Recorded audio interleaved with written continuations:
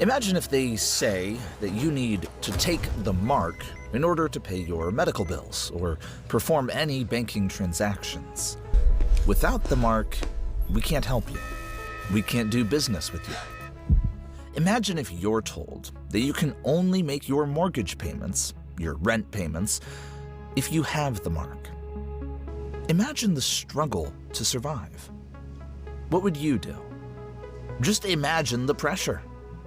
For you to do your household shopping, to buy food, or to get any of the necessities of life, before you can buy anything, you'll have to display a specific mark so that the people do not submit to the Antichrist will, in a certain sense, be isolated and cut off from the necessities of life. The majority of people will find these pressures to be too great, and they will sell their souls to the devil. Now, there are a couple of theories as to how the Antichrist will spread his message. Deception.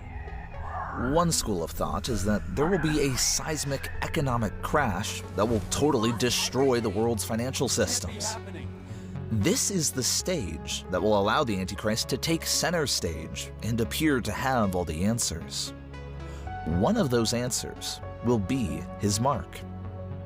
This is where Revelation 13 verse 16 to 17 comes in, which tells us that everyone, small and great, rich and poor, free and slave, will be given a mark, and no one can buy or sell anything without that mark.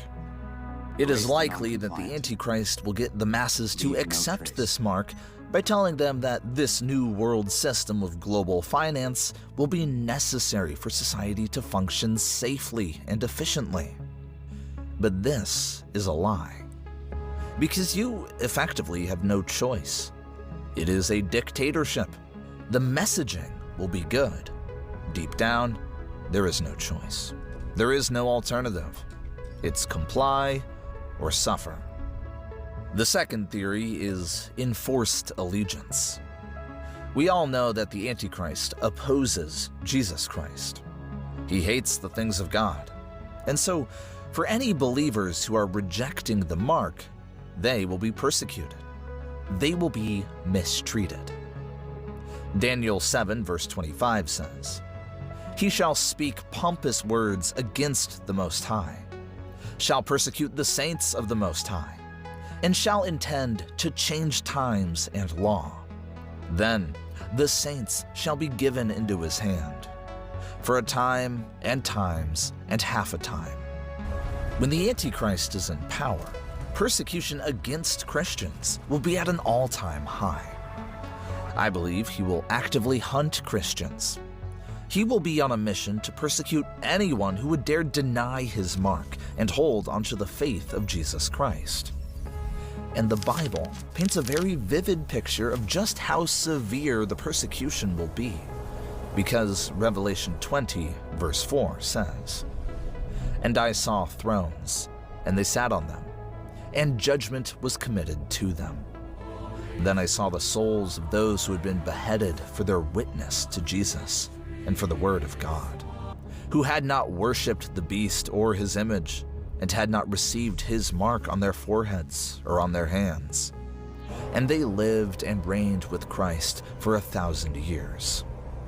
There is a price to pay for those who refuse the mark of the beast.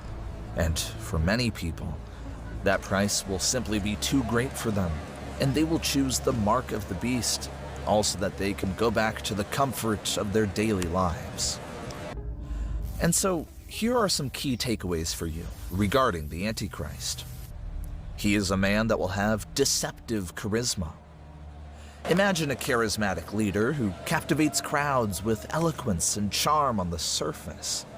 But make no mistake about it, he is driven and motivated by a devilish and demonic force. In 1 John 2 verse 18, the Apostle John speaks of antichrists who come with deception.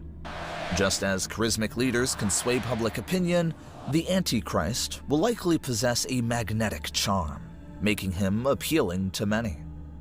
Just look at some of the worst dictators the world has ever seen. History has shown us leaders who, through charisma and charm, gained immense influence and led people down destructive paths. Secondly, when you are talking about the Antichrist, you are talking about the spirit of deception. Think of a master illusionist who can make the impossible seem real.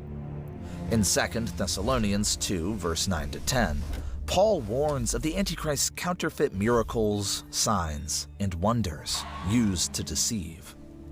Just as illusionists create convincing illusions, the Antichrist will use deception on a grand scale, including signs and wonders, to mislead people.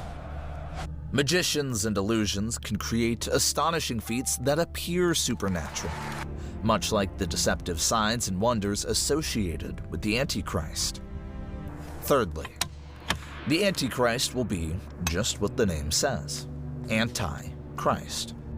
He will be in serious, aggressive opposition to Jesus Christ. The term Antichrist signifies one who opposes Christ.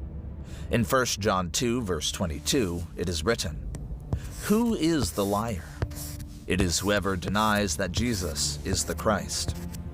Such a person is the Antichrist, denying the Father and the Son. The Antichrist will actively oppose and deny the divinity of Jesus Christ. But my final point is that the Antichrist